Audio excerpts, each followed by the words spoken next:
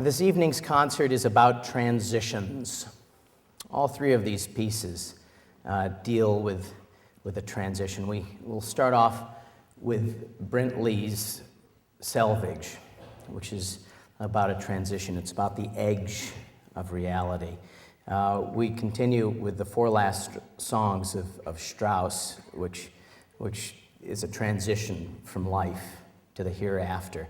And of course, we have the transitions in the Fifth Symphony of Beethoven from angst to victory.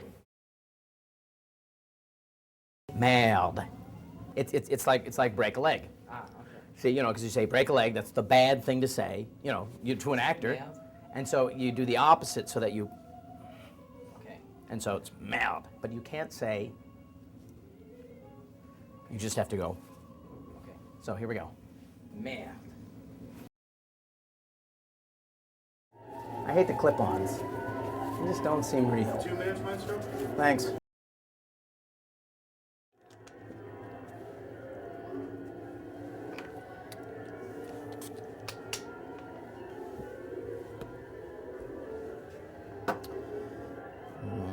Oh. Can't forget this.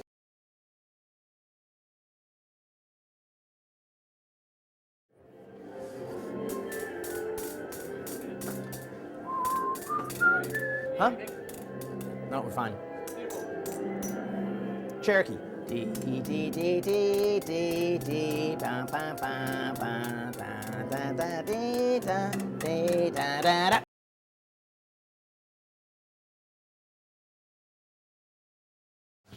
You're ready. Okay.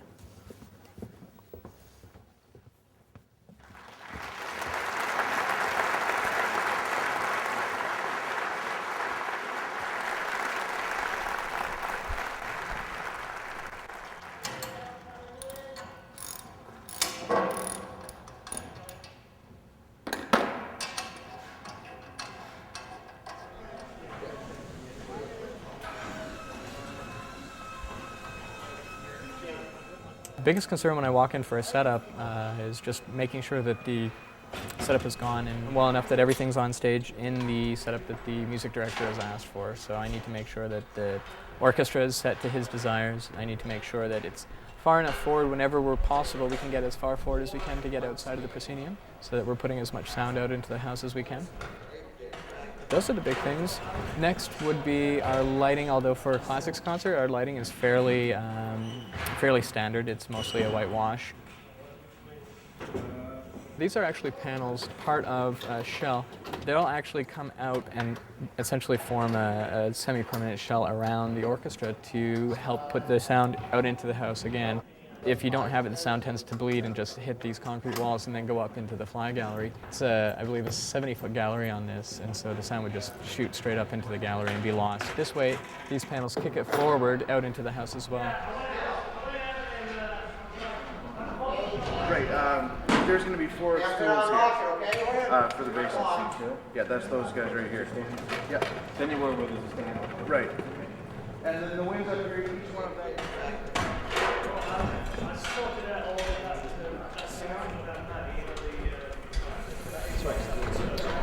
We may be a little bit delayed. Why? We have a gentleman stuck in the freight elevator. Stuck? Stuck. Okay, equipment is all up. Oh yeah, everything's up. This is his 3rd time. So we're down a man for maybe a half hour. One of the IATSE crew is stuck in the freight elevator. So that means that he's stranded in the elevator. I think Butch is probably on the phone with the office now trying to get somebody down. But it also means that on stage we're down a crew member for the setup, so we may slow down a little bit. Are all the doors closed in there, Rob? And on this concert in particular, we actually have electronica happening. It's written into one of the new pieces with Brent Lee. And so we're actually going to be running a pre-recorded CD in playback through the composition. Our assistant conductor is actually going to be doing that, and he'll be in the booth with our sound engineers. At the bottom of the pyramids, that there might be some little mummified crickets. That's right. I wasn't quite clear how the electronic part is working. It's something what Peter is cueing 2 CD players. Yeah, and he's just gonna have a score, and no one has to cue him. So where's he sitting? He's gonna be in the sound booth. So can he see you from the sound booth? Oh yeah. Okay, so he Yeah, can you know, follow. it's just- he can follow your downbeat Exactly. and then figure out how long it takes the CD player to, from the time he presses the button to exactly to the time the downbeat is. And We can practice on this on Thursday night. Yeah, so that when we really get down to business on Friday morning rehearsal, we don't have to deal with all of that technical mumbo jumbo. It'll be fine. We'll have it running. Great. Okay.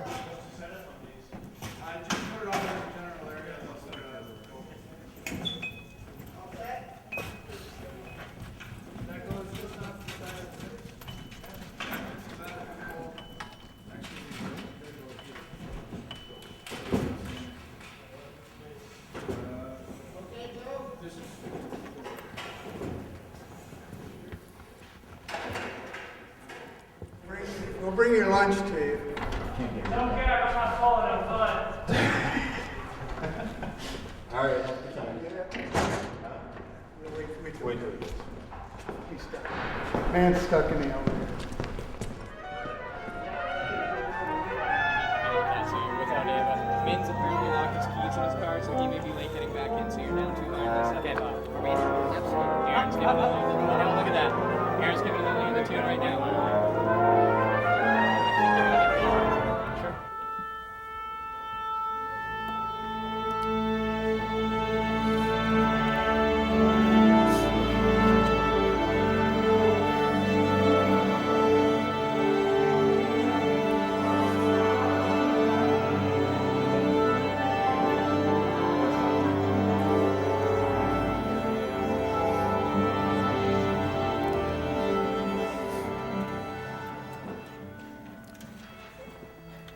Okay, selvage. Our composer in residence, Brent Lee, wrote this for us for the Windsor Canadian Music Festival 2 years ago, and so now it's going to have its second performance. Brent? Brent became our composer in residence 2 years ago. He came on board to the University of Windsor, and we had lunch. We started talking about music and other things, and started talking about the composer in residence thing.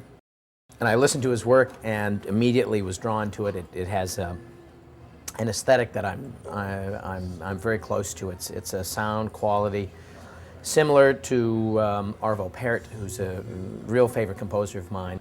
He has a powerful simplicity that unfolds, and he doesn't show all of his cards at once.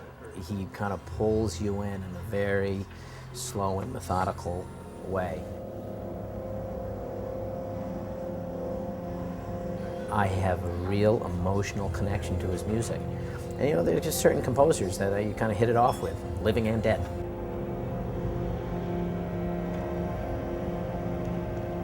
I'm sorry. Did I do that early? No, it wasn't early. It was about the right time. Okay. Oh, okay, now it's fading.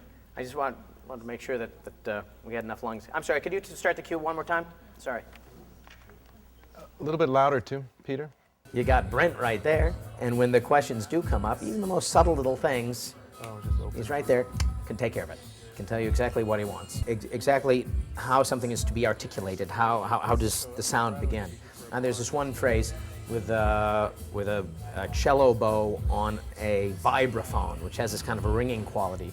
And you can either draw the bow across it very slowly for kind of a gentle wash of sound, or you can do it very quickly, which gives you kind of a burst of sound. And could we explain exactly how we want that sound? If it's a ring, Yeah. ring. So it should be pedal down, so it should ring.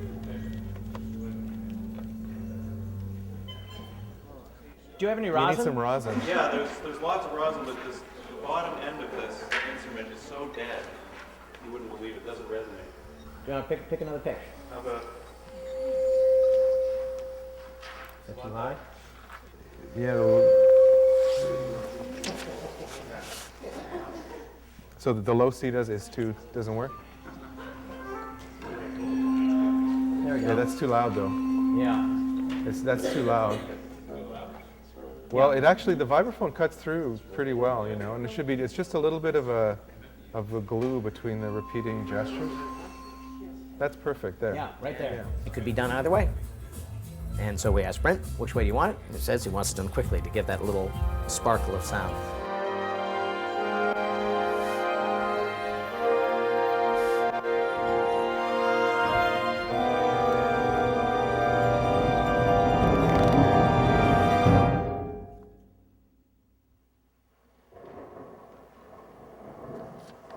There are basically two types of music. There is programmatic music and absolute music. And programmatic music is supposed to tell a story, and composers write it that way. That is not just the music itself, but the listener has to know the story. Symphonie Fantastique of Hector Berlioz. He wrote this narrative of a certain artist smoking a little too much opium and having all sorts of crazy visions and all the rest. And so he wrote a symphony to express all of those wild visions. And as a listener, you have to read the story, know what the story is, and then you listen to the piece, and then you can hear all of these things coming alive. But in fact, the theme of our entire season is about absolute music. Those people who are just writing, the drama is in the music itself. There's no story to it. There's nothing, you don't have to use your brain, it just goes directly to your heart, so that they're expressing pure emotions without having to have any type of artificial framework to hang those emotions. It's just emotions, pure and simple, communicated through music. And that's what Brent's work is all about.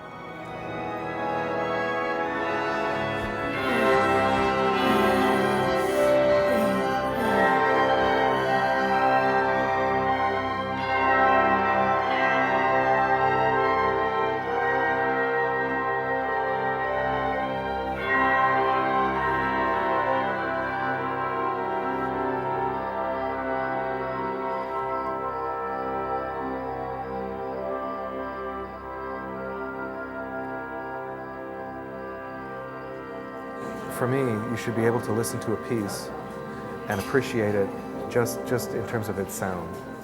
It should sound captivating.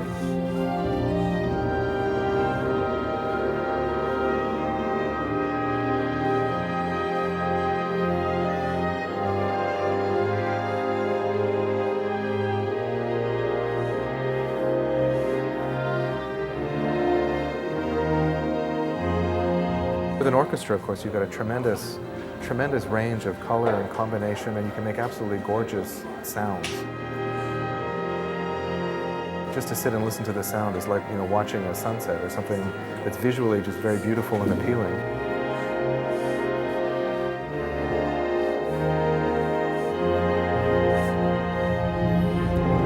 For me as a composer, the way that I see my role is also to use metaphors and create progressions of texture and color and themes and so on that allow me as an artist, not just as a musician, but as an artist, to say something about something I believe in.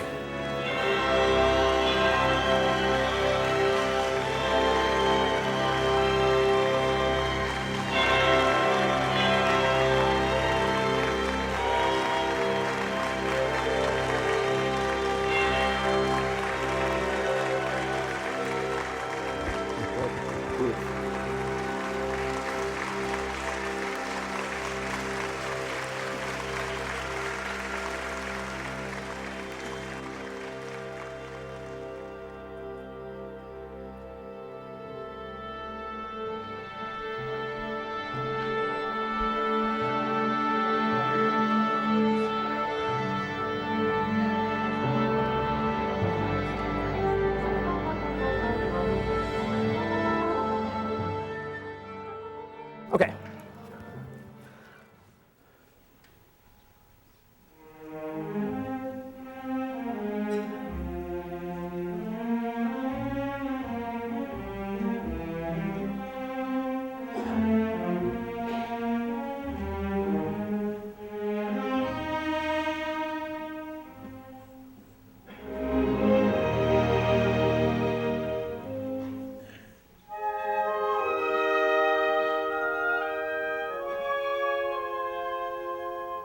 wanted to discuss maybe some additional miking options and find out what would be entailed in that, just because Brent Lee is wondering if he can just bump up the recording a little bit over our normal archivals. What I'd like to do is just maybe look at miking the orchestra a little more, not for anything in the house, but just for the recording itself. Yeah, I can do that. All right.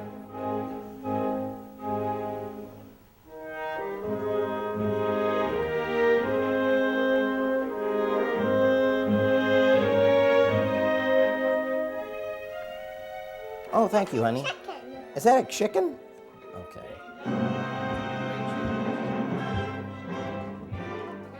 Look at that. By a 3-year-old. Genius! It's like Picasso.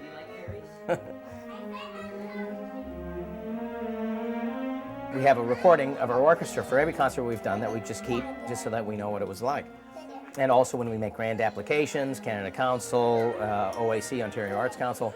And so what we're trying to do, I mean, especially here we're doing this piece by Brent Lee, and a composer lives by the fact that he can get a good recording of his piece and be able to farm it out to other orchestras, you know, in hope to get another performance, in seeking his own grand applications, but you have to have a professional sounding recording.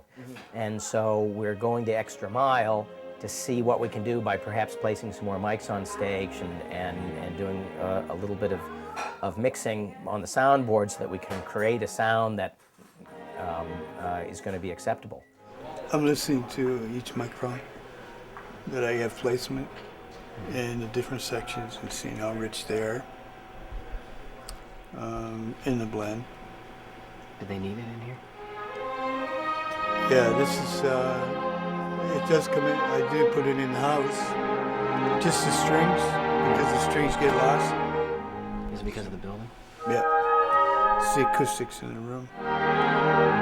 So we kind of give them a little bit, you really don't hear, it's just kind of, Okay. it enhances the orchestra, the acoustic sound, Okay. rather than you don't make it prominent. That's all I can say. They want it to be acoustic, and I can understand that.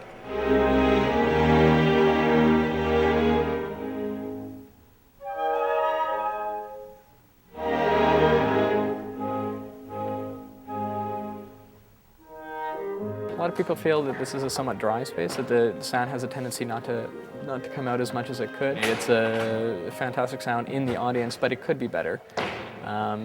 There are options to deal with that, a whole new shell system, whole new hall, whole new whatever the case may be.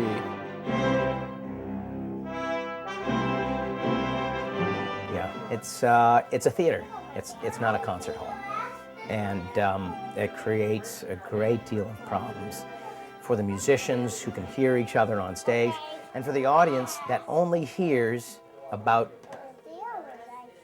2/3 of the music that the orchestra is actually producing. 2/3 of the sound doesn't get into the hall. It gets sucked up into the fly space of the theater. You know, we're paying for a full symphony orchestra, but we're only hearing 2/3 of what we pay for.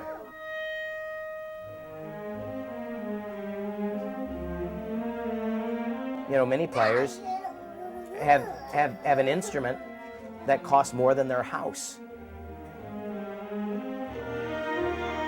That's a serious investment. And there will always be one grand instrument that the entire orchestra performs, and that's the space itself.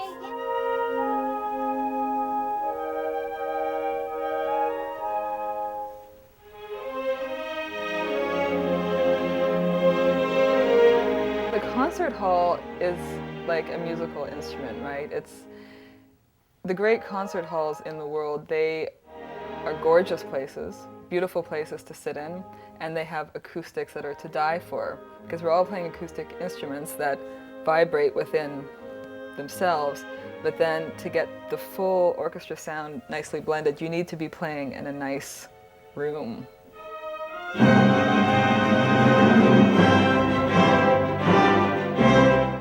If you're near a mountain and you call your call it hello and you hear it coming back to you, that's reverb, and you want some reverb in your acoustic. You want to hear some sound coming back to you. If you ever talked to someone in a echoey bathroom, that's too much. That's too much reverb. But you want a kind of room where the sound, you hear some reverb, you hear something coming back at you. And when the orchestra plays its final chord and cuts off, the sound keeps on going. At our current concert hall, you hear just very little of that. And so you feel like you want a sound that will support the good sounds that the orchestra are making, well, an acoustic that will fill the room with that. You have to have a room that allows the musicians to hear each other very well so that they can musically communicate with each other. It means that the conductor can work a little less. The musicians can start to do what they do best and use their ears and to sensitivity to listen to everything that's going around them and to fit in and blend in. To create a consistent musical environment for our listeners so that everyone hears that same consistent musical product.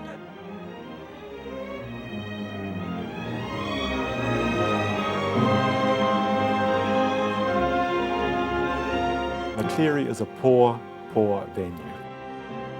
I don't think people can necessarily enjoy going to the Clearly, frankly. You know, people are going to say, do I really enjoy this as a night's entertainment? And I don't think you can in that hall. It was not built to be a concert hall.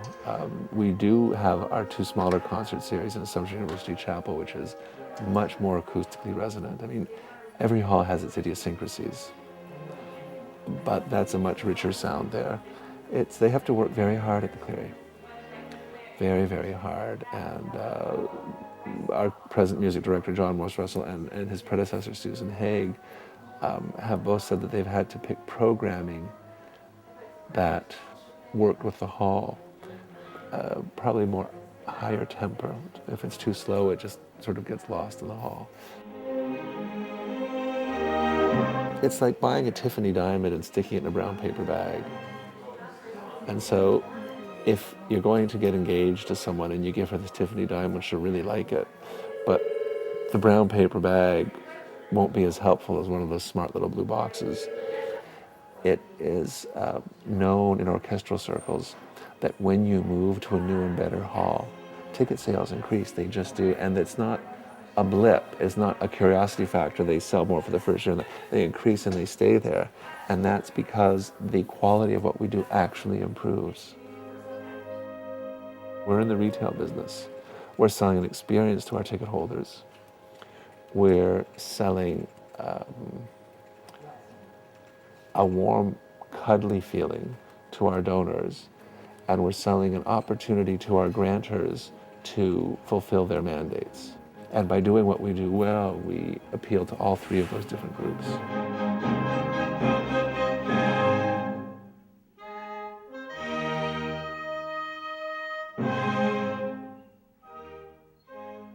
In the U.S. model, you're very dependent on private donations and business and corporation. And you have to schmooze the corporations, you got to write the grants to the foundations. Got to spend a lot of time doing that sort of thing, and the money comes in when you do it right. Likewise here, instead of making our grant applications to businesses and individuals and foundations, we do it to governmental bodies, province and federal level, and the city as well. But the process is very much the same. You have to go through the same application and writing letters and putting together materials. So the funding sources are different, but the end result is the same. You've got to work to convince people and to show people that you're doing the right thing. What's it cost to put on a concert like this? Oh, it's very expensive. The ticket sales only cover a third of the cost of putting on a concert. What would you think? I'll tell you if you're in the right range or not. Not that high. No.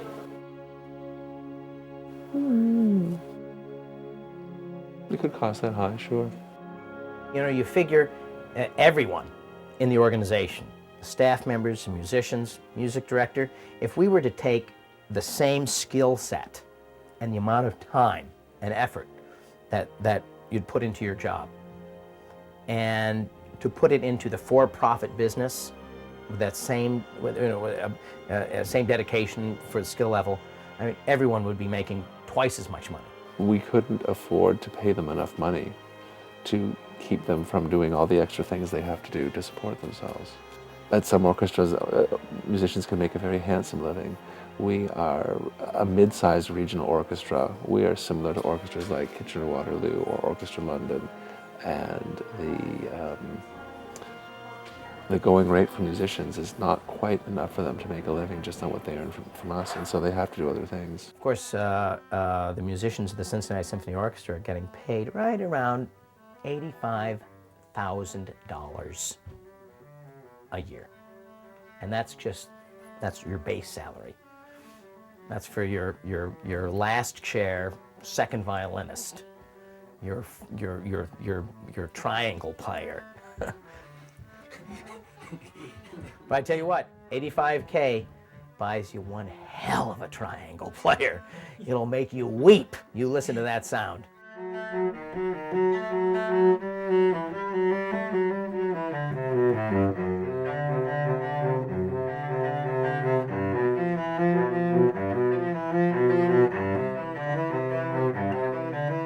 Why do I play the cello? Well, my parents started me on the violin when I was 5. I didn't quite feel comfortable on the violin. But strangely enough, when I was about 9, I listened to a recording we had of Beethoven's 5th Symphony, which we're playing this weekend. And I loved the cello tune in the second movement. And I thought, I want to do that one day. The second movement, the cello tune, the violists play as well.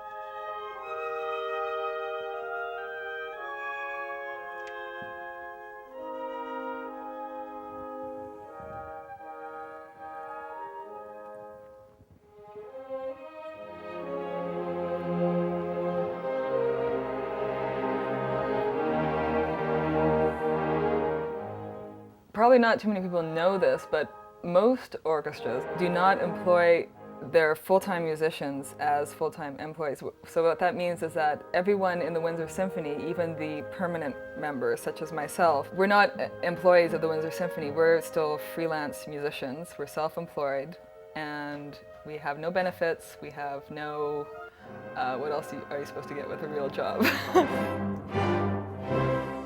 It'd be nice to think that when you get a symphony job, okay, I'm set.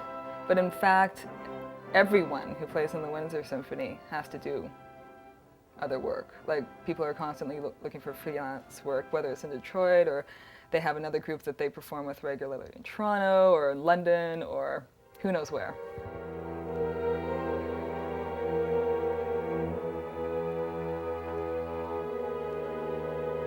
Well, ideally, what I would love is to have an orchestra position that would offer me some kind of financial stability and a place to live, like sort of, you know, a solid job.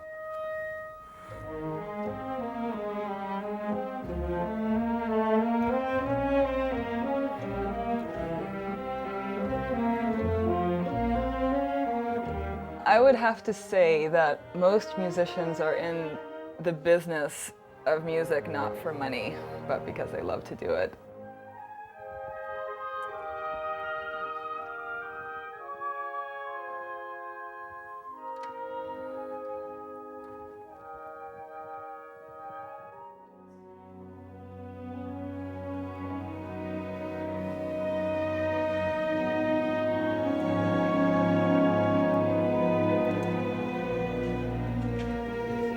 Peggy asked me about this piece, what was it, a year and a half ago? May 22nd. And she said that she has always wanted to do this piece for orchestra. It's one of the great highlights of what you've wanted to do artistically with your life. And she asked that we share in this together. And I It's a bit figured, ambitious for me. Yeah, no, I Well, tell no, you, it's a bit and big for my voice. After all of the music around town concerts and the community concerts and the Toldo concerts, all of these things, doggone it, I'm loving having you here for this. And it means so much to all of us to have you joining us for this. Thank you. I can't cry anymore. I thank you today and cried 3 times. I said that's. No, we had this thing with did you see the little pictures of the kids that they on the bulletin board? No, I'm not looking at kid pictures. No, I'll cry. no, the Mrs. of all things, it was the teachers, Mrs. Schiller of all things, and she taught her kids the Ode to Joy, and they've read Beethoven Lives Upstairs, and they all wrote me letters in December, and they said, we want to come to the rehearsal to hear Beethoven's Fifth, and so they came here this morning, and right beforehand talked to the kids, and one of the kids wrote a note about why they like Beethoven. It's because he said that music can change the world. Oh, wow. Aww. I'm getting verklempt. I know. We get together, it's a mess.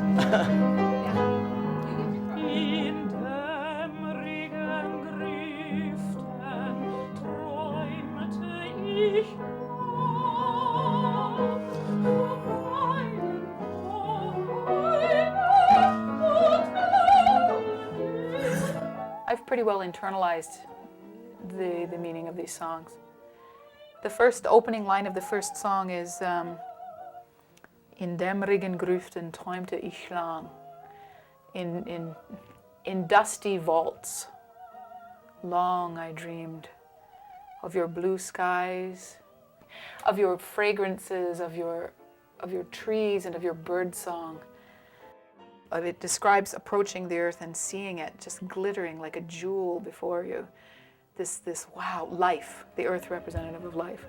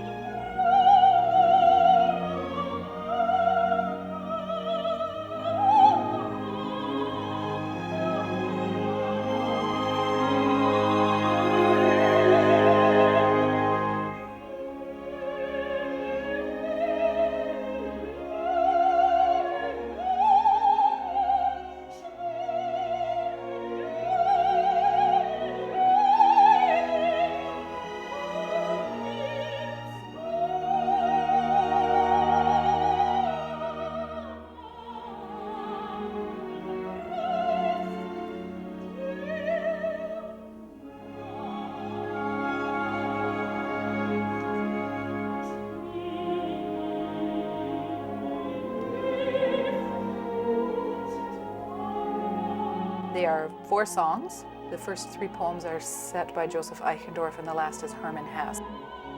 They are essentially about life and death, particularly death. Well, life too. Life and death as reflected through nature mysticism. And they're called the 4 last songs because Strauss didn't get to hear them performed. How are you? I'm not watching you at all, so Yeah, I know. keep an eye on you then. Oh, okay. Yeah, and this last one, pacing-wise, the last movement didn't. I loved it. Oh. I thought it was moving, and you had time to breathe too. I thought it was moving. Good. I'm always so impatient, especially with rehearsal. Yeah. Come on, let's get on with this damn thing. Okay. So good. So then on the 3rd movement, though, I will keep it. Was I okay on the Schwein and the Flebens and the? Where in particular did you think? Well, there were just a couple things that felt like the songs were very personal to me. I lost my mother 20 years ago, my dad 10 years ago. My first marriage. And some experiences just in general.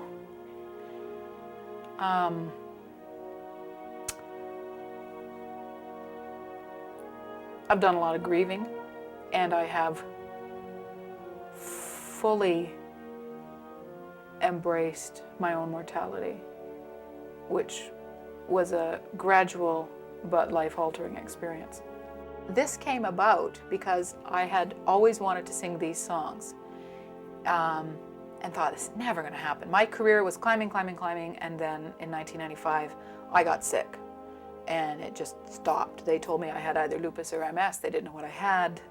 If anyone had said, you know, you're going to die tomorrow, what do you want to sing tonight? It would be these. Peggy Dwyer came to me about a year and a half ago and said, you know, John, my entire life I've wanted to sing the four last songs of Strauss. And you know, it just like that, and I turned around and said, Peggy, for all my life I've wanted to conduct it. I said, I want to sing them before I die, and I'll do them for nothing. Because it's a huge orchestra and it's a cost. And I want to do these four last songs. And he said, oh, I did my PhD thesis on those. So, 15 minutes later, we're both sitting there crying. And then we're both like verklempt and crying. A month later, they called and hired me and paid me a nice fee, for which I'm eternally grateful. Now we paid all of our dues. Now let's just go out there and do it. Oh. Kick ass. Oh. Let's go. Shoulders back.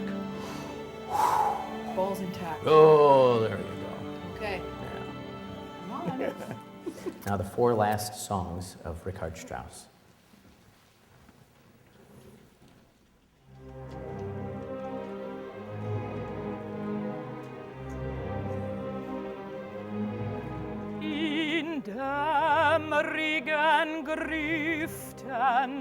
Strauss, while on his deathbed, apparently said to his daughter-in-law, "It is just as I wrote," in one of the songs that inspired the last song, which is essentially about a couple, he and his wife, who had journeyed.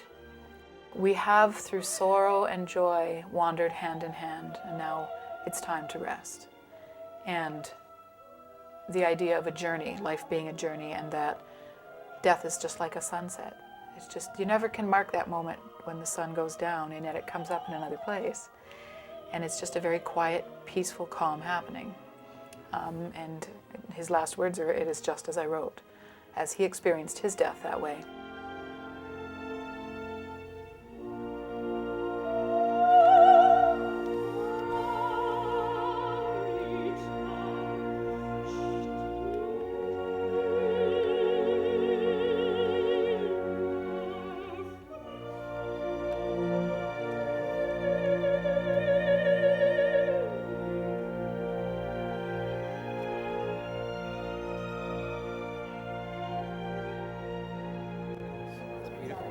Look at this. These are all pictures of Beethoven.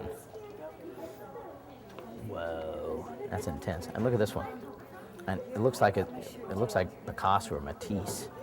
This one here. And outrageous. Love this one. Look at that hair.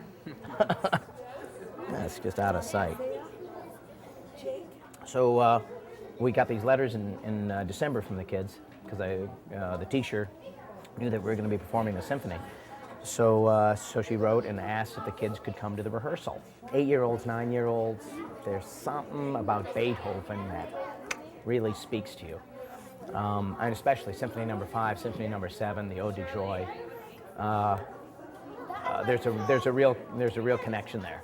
And so I think these kids are going to have to buckle up their safety belts. It's going to be a wild ride for them, I'm sure. Okay, good afternoon, everybody.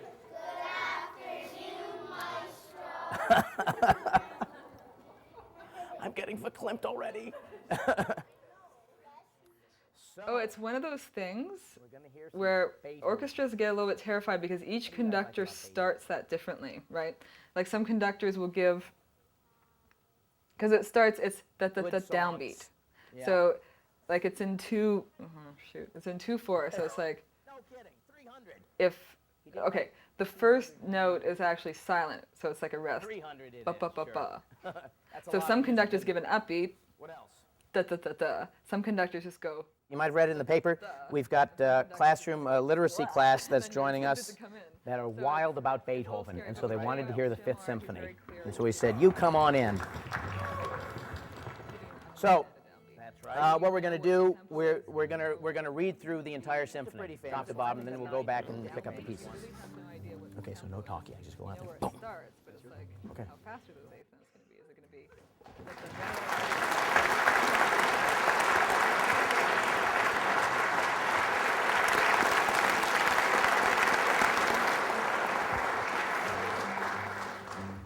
Okay, let's all do that together. I really want to hear it nice and loud. Here we go.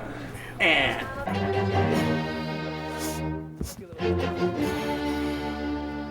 But he'll make and it's very tricky for the fiddles to get right in the right place of their bow that they can get to the next phrase. And some conductors take each of those fermatas differently. Some take them very long and cut it off and then give another downbeat to start it off. And other people kind of mix and match. And the musicians never quite know what to expect.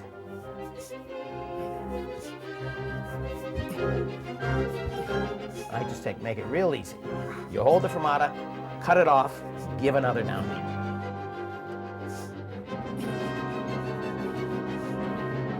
Keep it simple so that everyone is comfortable, and the music will spring from that.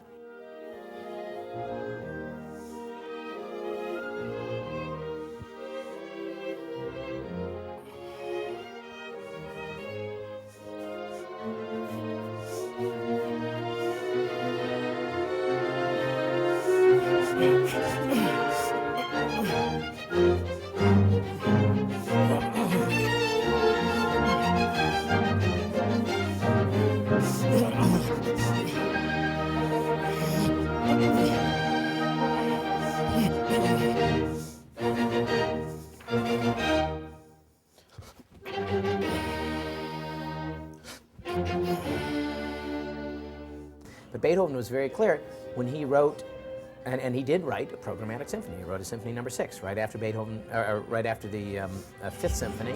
There was a sixth, and the sixth was called the Pastorale, and he wrote a story about nature and being outdoors and a thunderstorm and a merry gathering of country folks doing, and so he wrote this little story, and he's got a programmatic symphony. But Symphony No. 5, he was struggling with fate. He was struggling with all sorts of emotions, but the symphony is not about his struggle, it's about his emotions. It's not about his story, it's about his feelings. And I think this is the most remarkable thing about the piece, because here he is, he's got this huge midlife crisis. His hearing as a musician, the most important thing that you have, is going. He's looking to a future that looks very bleak. And yet, and he writes the first movement, which is so full of angst and almost terror. And then by the end of the symphony, we get this great burst of joy.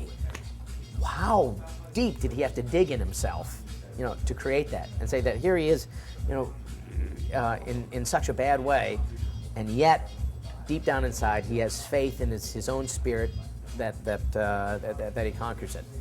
That's remarkable.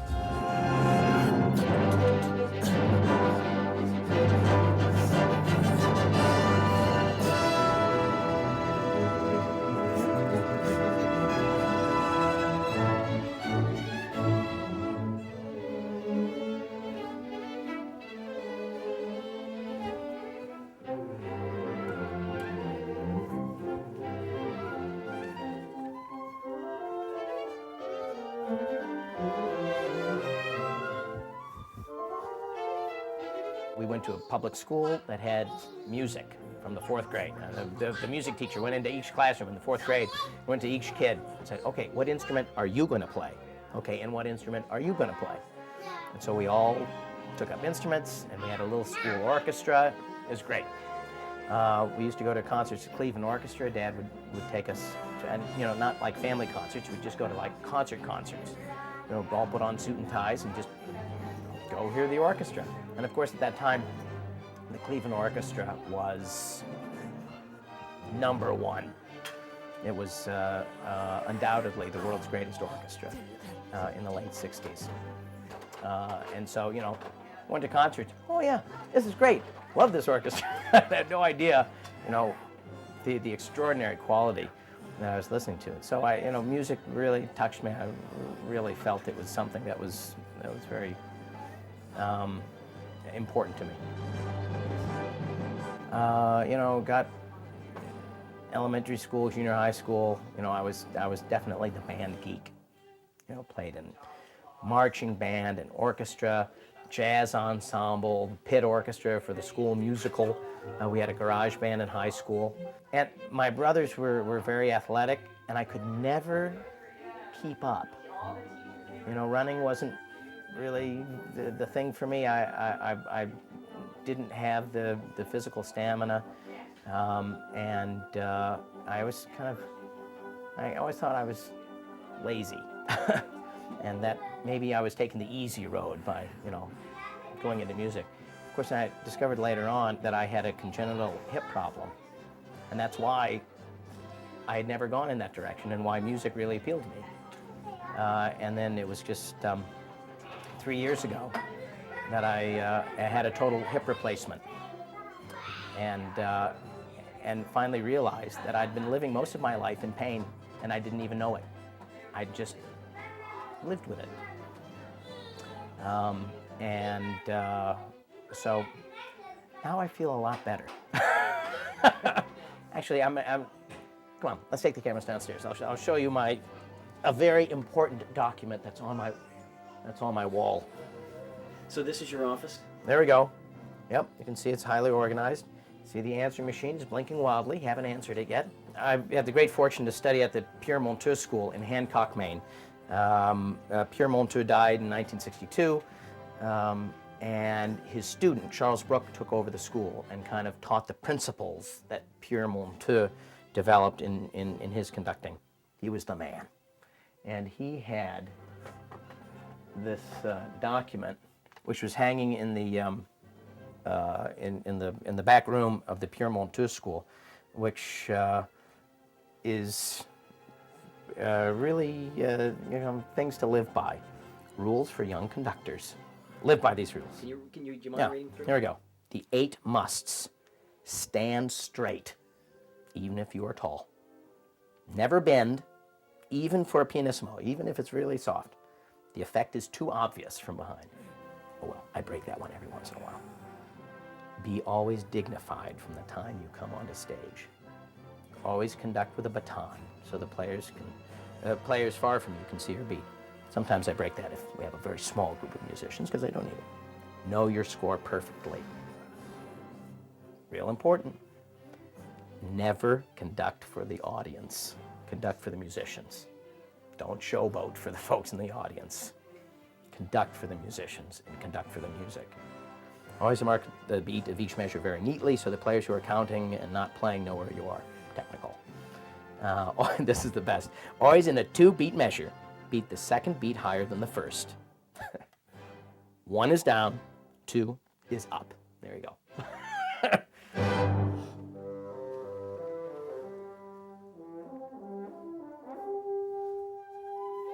My grandfather, Jarvis Morris, was a preacher, Presbyterian minister, and he always wanted one of his grandchildren to go into the ministry.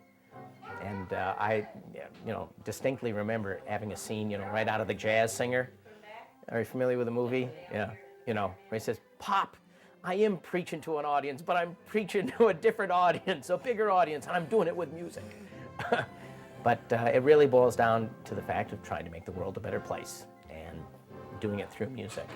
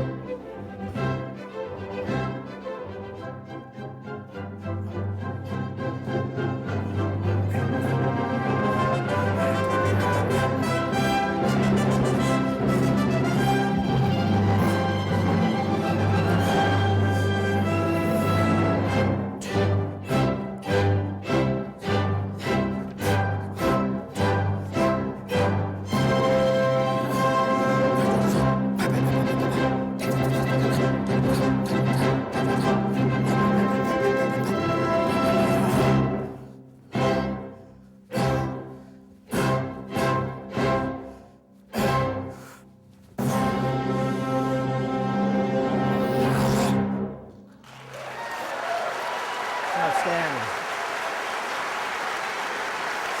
Outstanding. Bravo. Bravo.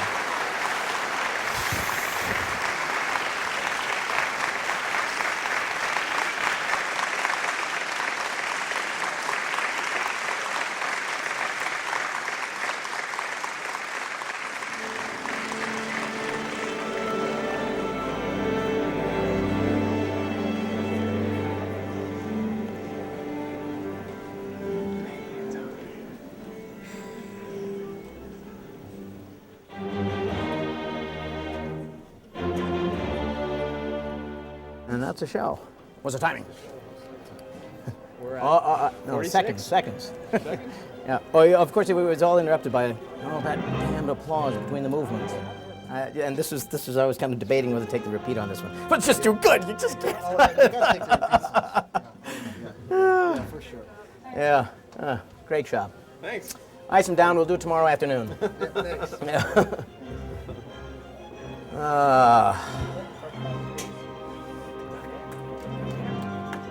Yeah. Here we go. And boy, the trio was just that was right in the pocket. And in fact, you felt that little hymn, yada-dee-da-da-dee-da-da-dee-da-da-dee-da. Oh, that's just like, yeah, come on. Wasn't that the last time we did it? Then no one clapped, and we were sitting there for like 60 seconds, and finally I have to go, and finally I'm going. Oh, thanks so much. Oh, and thanks for your leadership, man. Really. You guys did great. Yeah. It was and the trio? Yeah. It happened. Yeah. It grew. Yeah. It was grooving. So was I stooping? Was I standing up straight? I felt it, I felt that it was beautiful, but So, Lonnie, what did you think of it? that was nice. That was nice. I was decorating the Christmas tree.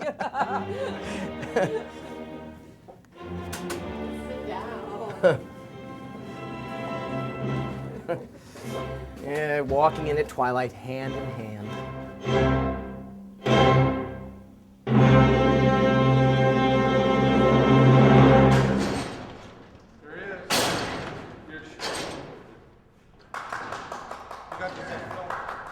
Told you, didn't I? You get locked again? What's he